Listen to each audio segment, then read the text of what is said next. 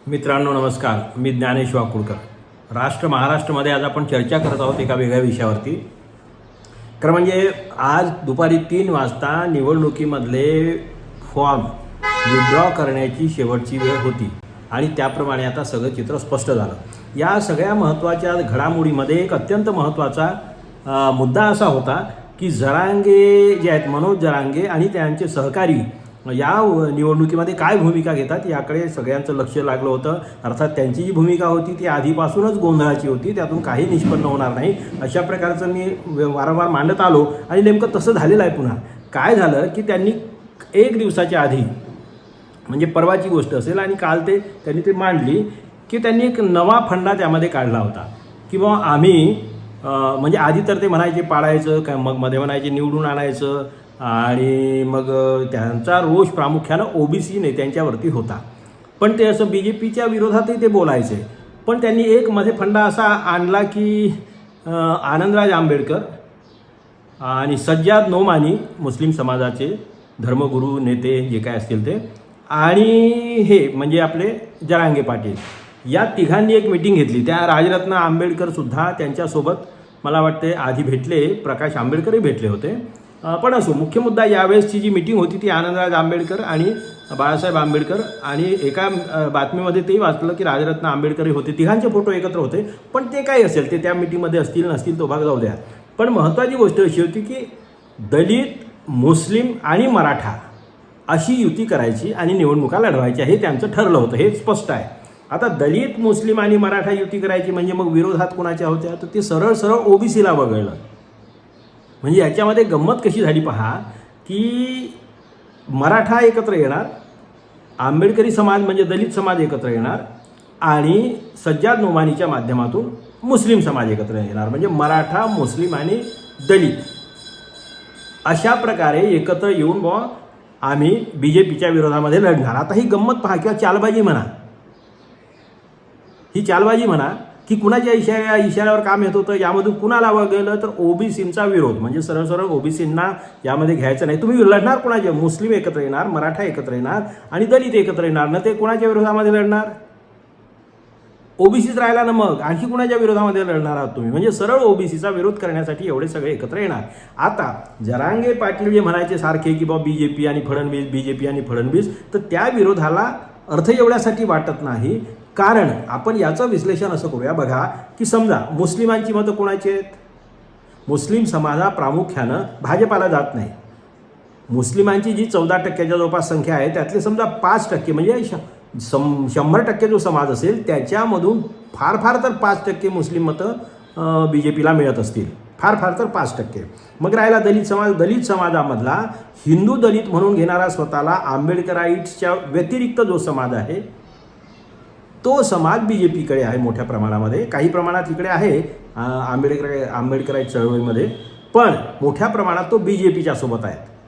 आणि मग जो आंबेडकराईट समाज जो आहे स्वतःला म्हणून घेतो किंवा तो खऱ्या अर्थानं थोडा पुढारलेला आहे, सर्व दृष्टीने पुढारलेला आहे, वैचारिकदृष्ट्याही प्रगल्भ आहे, याच्याबद्दल दुमत नाही. तर हा समाज भाजपाच्या विरोधात आहे, काँग्रेसच्याही विरोधात आहे. म्हणजे थोडासा एक वेगळी मांडणी आणि स्वतःची एक वेगळी भूमिका घेऊन जाणारा हा माणूस आहे. पण जेव्हा तो नाराज होतो तेव्हा मग मागच्या लोकसभेच्या वेळेस या समाजानं कुणाला मतदान केलं? तर या समाजानं मतदान केलं काँग्रेसच्या बाजूनं. म्हणजे आंबेडकराईट समाज जो आहे, किंवा जसे आनंदराज आंबेडकर असो किंवा प्रकाश आंबेडकर असो किंवा राजरत्न आंबेडकर असो, तर या नेत्यांना मानणाऱ्यापैकी जो समाज आहे प्रामुख्यानं, किंवा इव्हन मायावतींना मानणारा सुद्धा समाज जो होता इकडे, तर तो अर्ध्या टक्क्यावर BSPची मतं आली, अर्धा टक्का. प्रकाश आंबेडकरांची मतं 1.5% आली, जी 7% होती लोकसभेमध्ये. आणि मागच्या दोन्ही एका लोकसभेमध्ये 7% होती, त्याच्यानंतर विधानसभेमध्ये ती 4% आली आणि आता 1.5% आली अक्षरशः त्यांची मतं. म्हणजे या निवडणुकीमध्ये दलित समाज कोणाच्या बाजूनं होता? तर तो सुद्धा काँग्रेसच्या बाजूनं. आता गंमत अशी पहा, आणि मराठा समाज हा प्रामुख्यानं काँग्रेसच्याही बाजूने आहेत, राष्ट्रवादीच्याही बाजूने आहे, काही शिवसेनेमध्ये आणि BJPमध्ये आहे. तो सगळीकडे विखुरलेला आहे. पण प्रामुख्यानं मराठ्यांचं वर्चस्व महाराष्ट्राच्या राजकारणावरती आहे, हे आपल्याला नाकारता येणार नाही. मग आता गंमत कशी झाली असती? समजा जरांगेंच्या डोक्यात हा कोणी फॉर्म्युला घातला मला माहीत नाही. अर्थात तो घातला असेल तर तो BJP वाल्यांनीच घातला असणार, याच्या पलीकडे दुसरं काही शक्यता नाही, कारण तशी शक्यताच नाही ना. नाहीतर मग जरांगेंच्या डोक्यातून आला म्हणजे तो अफलातूनच फॉर्म्युला. आता कसं झालं असतं की मुस्लिम म्हणजे यांनी समजा मराठा, मुस्लिम आणि दलित असे जर कॅन्डिडेट उभे करणं किंवा काही ठिकाणी समर्थन करणं अशी भूमिका जर घेतली असती आणि हे जर लोकांनी मानलं असतं तर मुस्लिम समाजाला वेगळी मतं द्यावी लागली असती, म्हणजे काँग्रेसच्या विरुद्ध मतदान करावं लागलं असतं. दलित समाजालाही काँग्रेसच्या विरुद्ध मतदान करावं लागलं असतं आणि त्याच्यामुळे 5,000, 10,000, 15,000, 20,000, 25,000, 30,000 ही काही मतं कमी झाली असती काँग्रेसची. त्याचा फायदा कोणाला झाला असता? तो सरळ BJPला फायदा झाला असता. म्हणजेच हे सगळं जरांगेचं जे काही होतं षडयंत्र किंवा नाटक म्हणा किंवा त्यांचं जे काही नियोजन असेल, त्याला काय जे म्हणायचं ते म्हणा, तर हे नियोजन कुणाच्या फायद्याचं होतं? BJPच्याच फायद्याचं होतं, फडणवीसच्या फायद्याचं होतं, शिंदेच्या फायद्याचं होतं, अजित पवारांच्या फायद्याचं होतं. मग हे आम्ही पाडू आणि BJPनं असं केलं, BJPनं तसं केलं आणि नुसत्या बोंबा मारण्याला काही अर्थ राहिला होता का? मुळीच नाही, मुळीही नाही. त्यामुळे पण मग आता हे काय झालं? मग रात्री जे एवढ्या मोठ्या जोरामध्ये जसं ते सज्जाद नोमानी तर इथपर्यंत म्हणाले की हे बाबासाहेब दुसरे बाबासाहेब आहेत, तर कुणी शिवाजी महाराज म्हणत होते जरांगेंना, तर कुणी गांधीही म्हटलं त्याच ठिकाणी. म्हणजे गांधी आहेत, बाबासाहेबही आहेत, शिवाजी आहेत, म्हणजे या जगातले सारेच नेते म्हणजे मनोहर जरांगेच्या रूपामध्ये दिसायला लागले लोकांना. ही वैचारिक दिवाळखोरीची लक्षण आहे, पराकाष्ठा आहे. म्हणजे त्यांचं आंदोलन त्यांनी चांगलं उभं केलं, याच्यात वाद नाही आहे. ठीक आहे, काही लोक त्याच्या बाजूनं असतील तरी काही प्रमाणामध्ये त्यांचं स्वतःचंही मानावं लागेल, ते तर आपण नाकारू शकणार नाही. पण गंमत अशी आहे की शिवाजी महाराज जरांगे कसे काय होऊ शकतात? म्हणजे ठीक आहे, तुम्ही एखाद्याला मानायचं तर माना, त्याबद्दल वाद नाही, तो ज्याचा त्याचा वैयक्तिक प्रश्न आहे. पण महापुरुषांच्या बाबतीमध्ये आणि त्या ठिकाणी आनंदराज आंबेडकर, राजरत्न आंबेडकर, जेव्हा ते बाबासाहेब आंबेडकर दुसरे बाबासाहेब आंबेडकर म्हणाले म्हणजे हे तर कमालच झाली. ते चूप राहिले, त्यावेळेस त्यांनी काही बोलले नाही. म्हणजे सत्तेच्यासाठी किंवा स्वार्थाच्यासाठी माणूस किती हतबल होऊन चूप राहतो हे या ठिकाणी त्या प्रेस कॉन्फरन्समध्ये दिसलं आपल्याला, कारण हे बोलले नाही ना नंतर. आणि गंमत कशी झाली की म्हणून आजच्या आपल्या व्हिडिओचा जो विषय आहे की 1 जरांगे आणि 3 आंबेडकर, हा जो आजचा विषय तो याच्याच वरती आहे की हे बघा, जरांगेच्या पाठीशी जरांगेचं जसं वातावरण थोडंसं तयार व्हायला लागलं तर सगळ्यात पहिले जर त्यांना लिप दिली असेल कुणी आंबेडकरी लाईनमधून तर ती बाळासाहेब आंबेडकरांनी दिली, प्रकाश आंबेडकरांनी दिली. ते भेटले त्यांना मग त्यांना इथून उभं करा, त्यांच्या म्हणण्यानुसार अमक्याला तिकीटं द्या, अशा प्रकारचं सगळे त्यांनी वेगवेगळे फंडे बाळासाहेब आंबेडकरांनी त्यांच्या स्टाईलप्रमाणे मागच्या लोकसभेच्या वेळेस फार केले. फार म्हणजे इथे द्या, तिथे द्या, तिथे द्या, याला हे द्या, त्याला ते द्या, ते करत असतात. त्यांनी तसं ते केलं. म्हणजे तिथे आणि जरांगे आणि आम्ही एकत्र निवडणुका लढवू, वंचित बहुजन आघाडी आणि जरांगे, अशा प्रकारची घोषणा बाळासाहेब आंबेडकरांनी केली होती. नंतर काही दिवसात आता ते कट्टर त्यांचे विरोधक झाले. बाळासाहेबांच्या राजकारणाचं हे वैशिष्ट्य आहे, ते केव्हा कुठे उडी मारतील आणि केव्हा युटर्न घेतील त्याला काही त्यांनाही कळते की नाही, मला जरा शंका आहे. नाहीतर मग कुणाच्या तरी इशाऱ्यावर होते. दोनच गोष्टी होऊ शकतात. कारण शिवसेनेच्या बाबतीतही त्यांचं तसंच झालं. ज्यावेळेस उद्धव ठाकरे यांची शिवसेना फुटली आणि ते अडचणीत आले त्यावेळेस प्रकाश आंबेडकर पहिल्यांदा त्यांच्याकडे गेले. पहिल्यांदा म्हणजे सर्वात आधी जाणारे मोठ्या याच्यामधले ते नेते होते. त्यांच्यासोबत अलायन्स करून टाकलं, आम्ही दोघं निवडणुका लढू असंही जाहीर करून टाकलं. आणि त्या उद्धव ठाकरेंनी यांना विचारलं सुद्धा नाही. नंतर पुन्हा सोडून त्यांच्या विरोधात बोलायला लागले. जरांगेच्या बाबतीतही तसंच झालं. आता जरांगेच्या विरोधामध्ये आहेत, ते कट्टर विरोधामध्ये आहेत. त्याच्यामुळे आणि आनंदराज आंबेडकर आणि जे राजरत्न आंबेडकर या लोकांच्या काय अडचण झाली असेल त्यांची, मी सांगतो तुम्हाला की जनतेचा दबाव प्रचंड आहे. लोकसभेमध्ये जसा उघड दबाव दिसत होता तसा आता दिसत नाही, हे खरं आहे. पण मी तुम्हाला सांगतो की दबाव जनतेचा मनातून खूप आहे. आणि त्याच्यामुळे प्रकाश आंबेडकरांची असो किंवा या सगळ्या मोठ्या हे जे आनंदराज आंबेडकर असो किंवा राजरत्न आंबेडकर असो किंवा सज्जाद नोमानी असो, यांचे जे कोणी जवळचे लोक असतील त्यांनीसुद्धा या गोष्टीला ते आता चिडून आहेत, नाराज आहेत आणि त्यांनीसुद्धा विरोध केला असणार.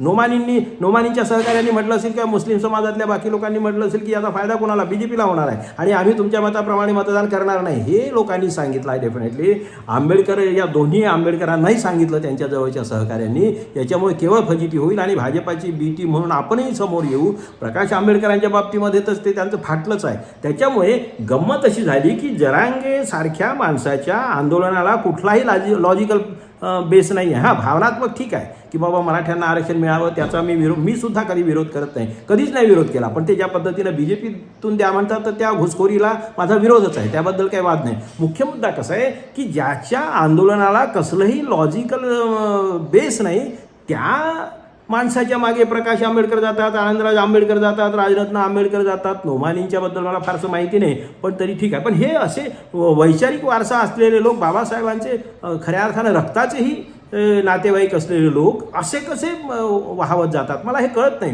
म्हणजे विचार करत नाही का लॉजिकल, उद्या याचा परिणाम काय होईल याचा कधी या लोकांनी विचारच करू नये का? हे कसे नेते आहेत, मला आश्चर्य वाटते. आणि त्यामुळे काय झालं की हे ऐनवेळी मग लोकांचा दबाव पाहिला, त्यांच्या सहकाऱ्यांचा दबाव पाहिला असणार त्यांनी. त्यांचे अनेक लोक हे आता पार्ट्या आणि त्यांना सोडून जातील दुसरीकडे, हे स्पष्ट आहे.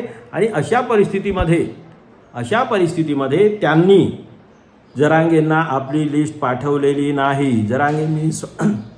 जरांगेंनी स्वतः कबूल केलेलं आहे. त्यांनी माघार वगैरे घेतली, म्हणजे आता ती माघार म्हणजे फजितीच झाली ती. ते गनिमी काळवा वगैरे ते जरांगे म्हणाले, त्यांचे सहकारी म्हणाले वगैरे वगैरे, आता ते म्हणतायत सावरण्याचा प्रयत्न आहे. पण जरांगेंनी स्वतः कबूल केलं आहे की आमचे जे सहकारी मित्रपक्ष होते त्यांनी ती यादी दिलेली नाही. म्हणजे त्या 3 पैकी 2 लोकांनी तर त्यांच्याकडून आपला बाजूलाच झाले ना, ते समर्थन काढूनच घेतलं ना एक प्रकारे. त्यांची भूमिका मान्य नाही हेच झालं ना, असहकारच केला ना, असहयोगच केला ना.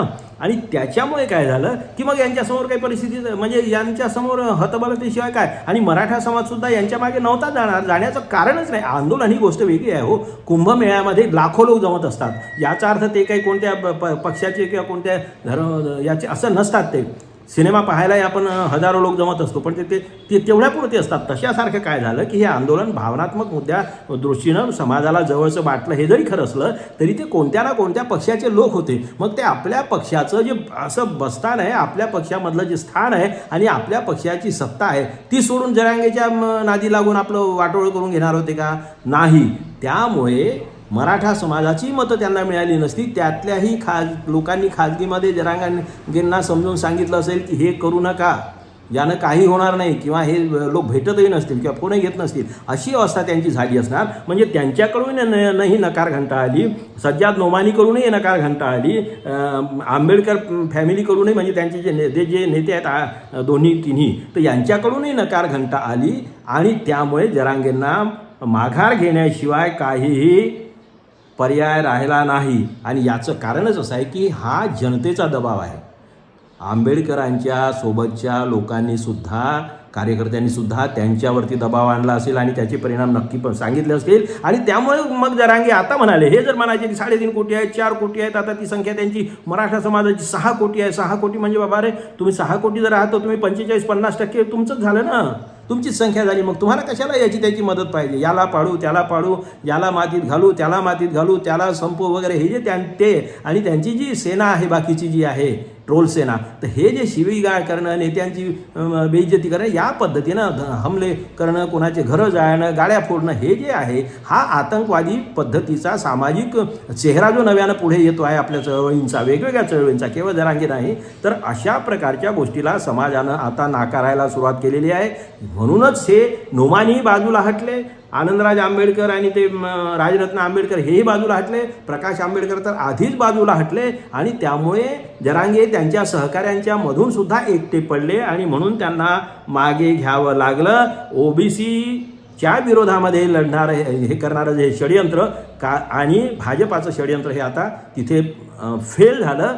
नाही तर जरांगे यांनी सरळ सरळ ओबीसीच्या विरोधात आणि काँग्रेसच्या विरोधामध्ये, राष्ट्रवादीच्या विरोधामध्ये, उद्धव ठाकरेंच्या सेनेच्या विरोधामध्ये ही भूमिका घेतली होती. जसे आता ते हे आहेत ना ओवेसी, जसे BJPला शिवाय देतात पण त्यांच्या फायद्याचीच भूमिका घेतात, तशासारखं जरांगेचं सुद्धा दुटप्पी तंत्र होतं, ते उघडं पडलं. आणि त्यामुळे जरांगेंना माघार घ्यावी लागली. ही चांगली गोष्ट झाली. काही असेल, त्यांना राजकारणात ते म्हणालेच ना की बाबा अशा भरोशावर होत नाही, मला लक्षात नाही आलं वगैरे वगैरे, अशा प्रकारचे आहे. तर असो, 3 आंबेडकर आणि 1 जरांगे. मात्र एक गोष्ट स्पष्ट झाली की जरांगे अशिक्षित असो, काहीही असो, पण त्यांनी या तिन्ही आंबेडकरांना आपल्या नादी लावलं होतं, हे महत्त्वाचं आहे. आणि आम्ही वैचारिक नेते म्हणून ज्यांच्याकडे पाहतो तेही लोक कसे चुकीची भूमिका घेतात, कशी उथळ भूमिका घेतात, हे या निमित्तानं लक्षात आलेलं आहे. या विधानसभेच्या निवडणुकीमध्ये जे काय होईल ते महाविकास आघाडीच्या बाजूनं आहेच, लोक मतदान करतील. पण यानंतर मात्र महाराष्ट्राच्या राजकारणाची नव्यानं बांधणी करावी लागणार,